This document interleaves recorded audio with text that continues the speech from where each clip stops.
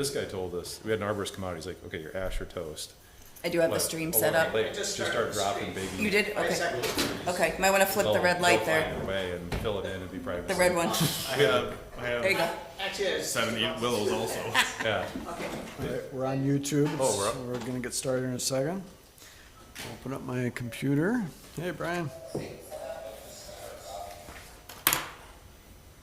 right, just get something open here real quick.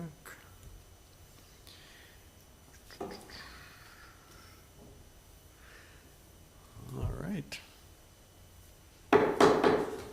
All right, calling to order the June 4th, 2024 meeting of the Long Lake City Council at 6:30 PM. Good evening, everyone. Council members Joyce and Qualley are absent tonight with further notice. Other council members are present. Let's begin with the Pledge of Allegiance.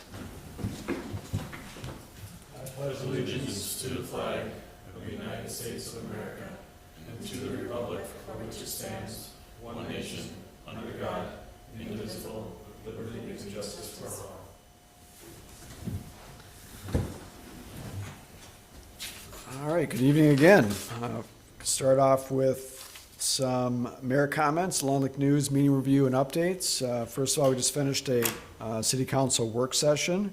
Just had one item on the agenda. It was to discuss enforcement action related to the fire services contract. So we had a closed session regarding that. Gave some direction to staff. Otherwise, it's been fairly busy since our last meeting. Just some highlights to point out. It was Memorial Day, so of course a very significant day for us to honor those who served and who essentially died for our country. So we had a really good ceremony. There was 3 ceremonies in the area, in really the Long Lake Orono area. We had an event at Union Cemetery, an event at St. George's Cemetery, and then an event at Nelson Lakeside Park. And that was event, a lot of organizations participated in all 3 events. We'd like to thank Hamel VFW Post 5903, Long Lake Fire Department's Rifle Squad, as well as their Slow Burn Brigade for providing a little lunch afterwards at the Nelson Lakeside Park event. Dave Shaughnessy does a great job of organizing the event. Dave is with the Orono Rotary Club, and he's been organizing the Nelson Lakeside Park event for many years. Did a great job at that, so we appreciate that. Had some help from the fire department with sound for the event. And then thanks to Public Works for making our downtown area look great as usual. American flags on the light poles in the downtown area, and get a little break from the rain just to mow just in time for the event at the park and city property in the area. So that was a good event, other than the rain, of course. It seems to rain almost every Memorial Day, or quite a few Memorial Days. A little damper on it, but still a good event. Otherwise, last Thursday, we had a follow-up forum for last Wednesday, we had a follow-up forum, Long Lake Fire Service updates. That was at Calvin Presbyterian Church from 6:30 to about 8:30 p.m. Appreciate Calvin Presbyterian allowing us to use the church for that event. Had a good turnout there. For those who were not able to make it, that'll be posted on YouTube here, probably in the coming days.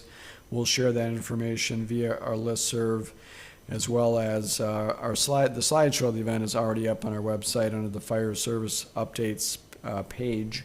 But we'll be sure to get that out in the link that we send out to the listserv as well. And then over this past weekend, a thanks to the Long Lake Garden Club for their work, specifically Nita Secord and Lorene Carlson for working most of the day on Saturday. They planted 5 planters down in the former BP site on the corner of Wayzata Boulevard and Lake Street. So good flowers there, and then they kind of spruced up the monuments as well. There are 2 monuments as you enter Long Lake from the east and the west on Wayzata Boulevard. So that looks really great, thanks to Nita and Lorene. And then on a quasi-personal note, I visited the Mountain Fire Department fish fry on Saturday night. So that was a great event, really, really big event. It was amazing how many people were there, and some really good fish, and good seeing a lot of people from around the community, and a lot of our own fire department members were there partaking in the fundraiser as well. So that was a good event. So a lot has happened in the last couple of weeks, and some highlights of those. With that, we'll move on to item 4, which is to approve this evening's agenda. I'll make a motion to approve the agenda. Thank I'll you. second. All right, motion and a second. Thank you. Any further discussion? All those in favor signify by saying aye. Aye. Opposed? Motion carries unanimously. Item 5, consent agenda. Items A through C on the consent agenda tonight, kind of more typical items, routine items. Any questions for staff regarding the consent agenda items? I'll make a motion to approve the consent agenda. Second. All right, a motion and a second. Any further discussion? All those in favor? Aye. Opposed? Motion carries unanimously. Item 6, open correspondence. Open correspondence is an item on the agenda during which the public may address the city council. No formal action is taken by the city council, and comments should be limited to 5 minutes or less. Anyone wish to approach tonight for open correspondence? And any submitted open correspondence? Nothing, thank you. All right, thanks. All right, then we'll move on to regular business. Item 7A, approve joint powers agreement with Hennepin County for assessment services. This is going to be Jeanette. Right. Yes, thank you, Mayor. So Long Lake has been contracting with an independent assessor to provide assessment services for the city. Well, for as long as I've been here and many years before, I'm sure. Our current contract has been with Southwest Assessing Partners in most recent years. The contract amount for their 2024 assessment period of July 1 through June 30th was in the amount of $24,500 plus an additional about $2,500 in technology fees for their use of Hennepin County systems and equipment. So a very big change occurred recently in that the Hennepin County Board of Commissioners took action in mid-May to authorize the county to offer joint powers agreements for local assessing services to cities with smaller populations under 30,000 at no cost, beginning with this coming assessment year. And that is a first. Typically, the cost was about the same or more as contracting with an independent assessor, but it's, from what I've been hearing from other cities that have been slowly switching to them over time, local contract assessor costs have gone up while the county has been maintaining about the same. So a few more cities started to switch. Now Hennepin County has, I think it's somewhere in the 30s of its 49 cities, so a strong majority of cities are now contracting with Hennepin County via a joint powers agreement like this. Not only are they offering that to new cities who are not currently utilizing their services, but also will be revisiting their agreements with cities who are currently contracting that meet that population threshold of the under 30,000 mark. So staff was actually pretty favorable on that concept because that does represent a noteworthy cost savings to the city of Long Lake for these services. And as newer technologies have come into play, local assessors are actually having to use Hennepin technologies anyway in performing the duties of the position. I have had several conversations with the county assessor. Josh Hoagland is his name, and he's been actually wonderful to work with. He answers the phone when I call or calls back within 24 hours. It's a wonderfully refreshing development. He has a very well-staffed department, and essentially the way this would function in what we can expect to see is that we would kind of be assigned a primary point of contact as a city, contracting with them for services. We'll have a primary point of contact who will have a team working with them. I believe he mentioned there may be 2 or 3 folks, and they'll be the ones, coming in to do reviews, coming into our office periodically, just as our current assessor does.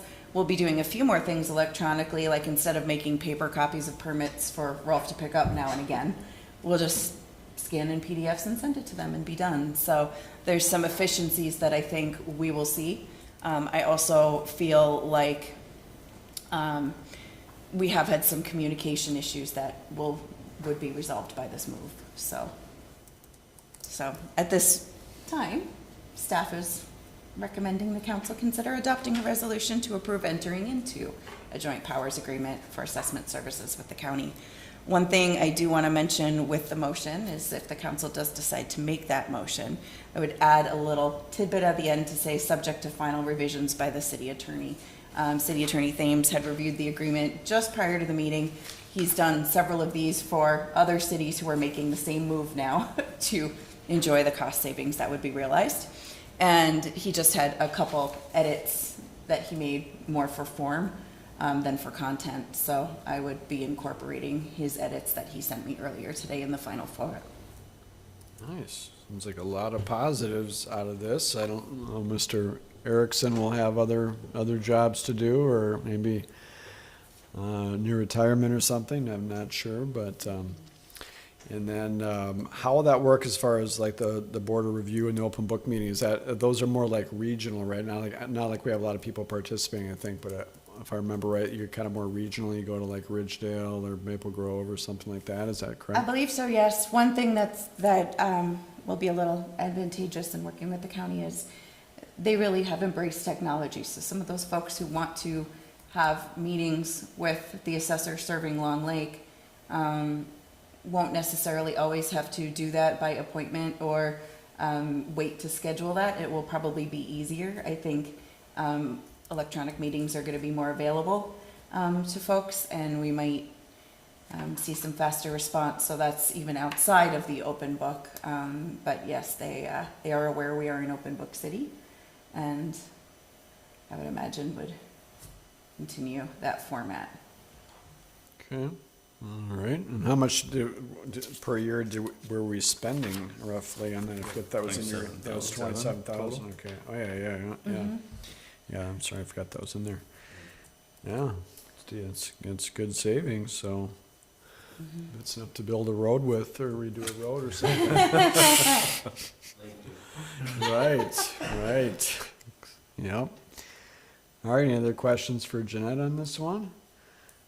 I'll entertain a motion on this one. Remember to caveat at the end if you're so inclined. Okay, I'll make a motion to adopt resolution number 2024-21, approving entering into a joint powers agreement for assessment services with Hennepin County, authorizing the mayor and city administrator to execute said agreement upon final review from a city attorney.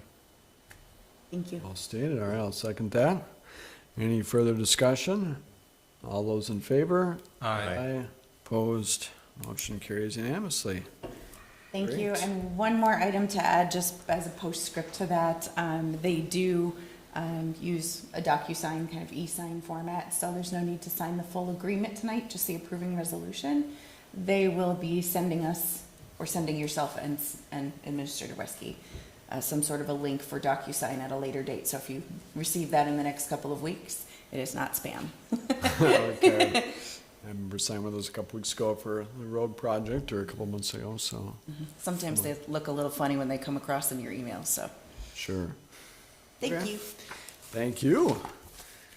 Okay, with that, move on to item 7B as in boy, updates regarding fire department matters. Let's see here, we've a lot going on. As always, I mentioned the Fire Services Forum or open house that we had last week. But that was a good event, good community turnout. I saw some familiar faces there, as well as some new faces, some folks in the community that didn't, in Orono too, that didn't really know necessarily what was going on, and some good comments from the public when it came to that. And looking forward to having that on YouTube so that the other members of our community served by the Long Lake Fire Department can watch that and learn more about what's occurring not only in our area but on the surrounding communities and all the consolidations and mergers and discussions that are going on when it comes to fire service in our area. Besides that, we have the court case, City of Long Lake versus City of Orono, and next step in that, there's been some action over the last week or two. I think City of Orono withdrew their appeal of the case, but that's just sort of temporarily. They'll be refiling that once Judge Miller issues her order stating how much the city of Orono needs to pay the city of Long Lake or reimburse us for our legal fees. So we expect that order really any time now, and then once that occurs, we suspect that Orono may file an appeal again. Otherwise, we have court-ordered mediation coming up again, and that'll be in just a few weeks here, I think on June 17th, if I've got that date right. It's a Monday. Councilmember Divick and I'll be participating in that along with staff. We've been assigned a Hennepin County Judge Edward Wall, I believe, is named to his name to assist with mediation. So we're looking forward to that. Hope that we have a positive outcome with that. Have been unsuccessful so far the first two mediation sessions, but maybe third time is the charm. Otherwise, nothing else. It's the only, we just had a fire advisory board meeting this afternoon with our partners in the Long Lake Fire Department as far as Orono and Minnetonka Beach and Medina.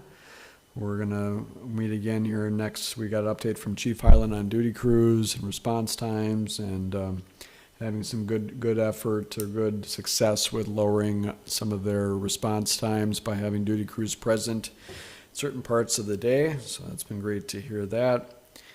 And then they're we'll probably about a month from now, our next meeting, we'll start discussing next year's budget at the next fire advisory board meeting for the 2025 budget. Anybody else have anything they want to add about fire? You mind if I go up there I just want to show Sure. this?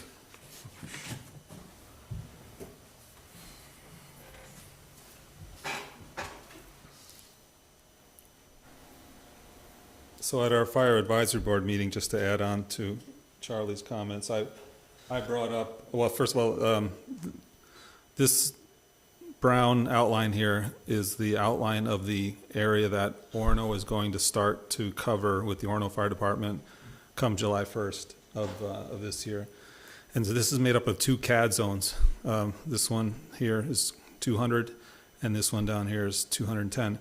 And I brought up in our fire advisory board meeting that I just recently learned that these bays, this is Forest Lake here and North Arm here, fall completely within this CAD zone and are actually sub-CAD zones within that larger CAD zone.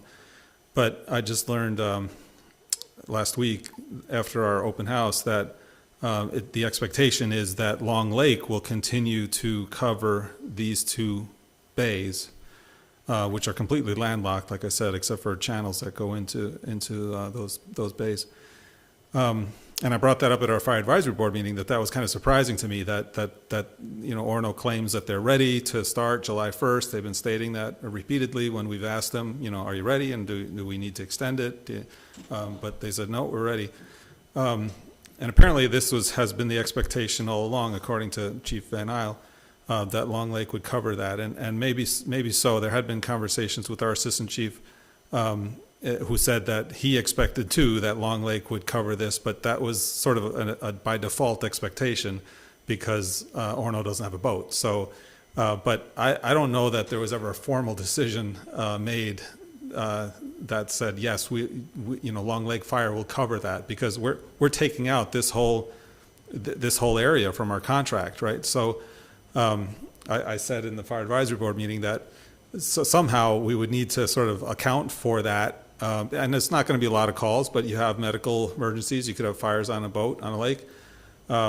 So it looks like now that Long Lake Fire will cover these two, North Arm and Forest Lake, those two bays, as well as the bays. This is Stubbs Bay here, Maxwell, Crystal, which these CAD zones border.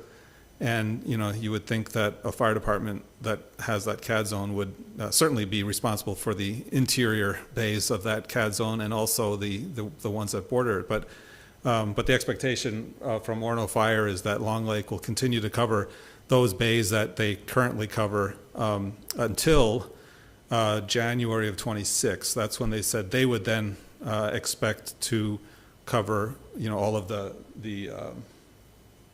their part of the shoreline and lake that would fall within their CAD zones at that time. So I just wanted to make that point here that I was a bit surprised to hear that, here I thought they were going to be covering their whole CAD zone, but Long Lake Fire will continue to respond to the lake calls. In fact, not just respond to them, but will actually be dispatched. So the dispatch will go directly to Long Lake Fire, if I have that correct, Scott. One more time?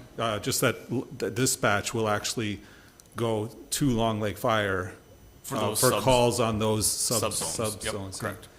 So, just wanted to make that point. Yeah, the map helps visually with that, so thank you for showing that. I was a bit surprised too by that there was just sort of this implied assumption that we would continue to service that area when it's clearly carved out in the CAD, in the map that they sent us last year, last June. They asked to change the service area, which they can contractually do that. I wish there would have been more communication from them that was their intent, because we didn't learn that really just until our fire department learned that just a week or two ago, and we just learned it as council members last Thursday, I believe. So that's interesting. I'm not, I think there's this. Orono's giving this message to their or some members of the Orono City Council are giving this message to their residents that they're all set, they're fully prepared, they're taking over this area on July 1st, but that's not actually completely accurate, because they have quite a bit of lakeshore in this area, and they'll have no way to get to that lakeshore from the lake, at least, and to cover any emergencies that happen just off the lakeshore. That'll be up to the Long Lake Fire Department, and some of those areas get down into Casco, off of Casco Point or whatever. That's it's decent distance from Station 1. We can get to it from Station 2. So yeah, more to come on that. We asked our city administrators to work together to determine if there should be a cost per call when those kind of boat calls come in, or how that should be working. But yeah, kind of a new development there. Okay, anything else fire related from anyone? We continue to have discussions with City of Wayzata that we talked about in the forum last week, the open house, and including tomorrow night. We're having staff level and council level meeting with Wayzata representatives tomorrow. So more to come on that, and having good discussions with our partners in Wayzata, both at the fire department level and at the city level. They seem to be interested in a partnership with us, which is great. All right, with that, we'll move on to item 8, other business. Councilmember Feldman. Nothing, thank you. All right, Councilmember Dybek. Nothing. Anything else? All right, and swear I was going to bring up. I've been kind of playing phone tag with Representative Myers on the bonding bill and the outcome of the bonding bill. But I did a League of Minnesota Cities webinar yesterday, and I think we've all seen in the news and stuff. The bonding bill did not get passed. There's some kind of a last minute deal to try to pass it. And long story short, I'm 99% sure our request that we made through Representative Myers to have bonding bill funding for our big street improvement project did not pass, so that's unfortunate, but we're one of many cities that did not get any kind of funding for that. So we need to continue to be creative when it comes to the roads. I walk over on the south side of town quite a bit and run into neighbors constantly, and I'm always getting asked about like Lakeview is a big one, condition of Lakeview, and there's issues when it rains and going to people's driveways and yards and things like that. It's pretty tough shape, as is Grand Avenue. So we need to continue to think creative when it comes to funding for that, and if we're it's not entirely likely that we're going to get funding from the state, so we're going to need to keep up on our roads. I just want to continue to stress that, because we have a lot of roads in the city that in most are in good shape, but there's a few, as we've seen on the red list there, that we need to continue to focus on. So I want to plant that seed as we get closer to budget season for 2025. But besides that, nothing else major to pass on. Scott, what do you got? I don't have anything. Okay. And Jeanette? Just to repeat it, at the regular meeting, we will be exploring the feasibility of canceling the first council meeting in July, which falls during a holiday week. I will do some checking on the lineup of agenda business, and we'll send out a note to everyone if it looks like we will be good to cancel. Okay, appreciate that. Otherwise, our next meeting will be on June 18th. Not yet, it sounds like we're probably gonna have a EDA meeting, but maybe not absolutely It certain. won't be yet. a long one if we have one. Or Okay. when we have one, it won't be very long. Okay, got it. And, yeah, as the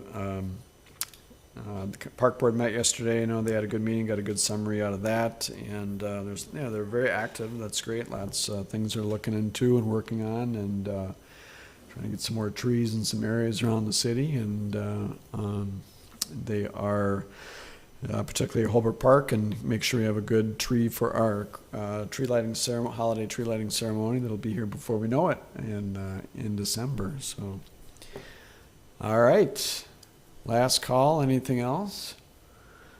All right. If there is no objection, I'll adjourn the meeting then by general consent. Hearing none, meeting is adjourned at 6:56 p.m.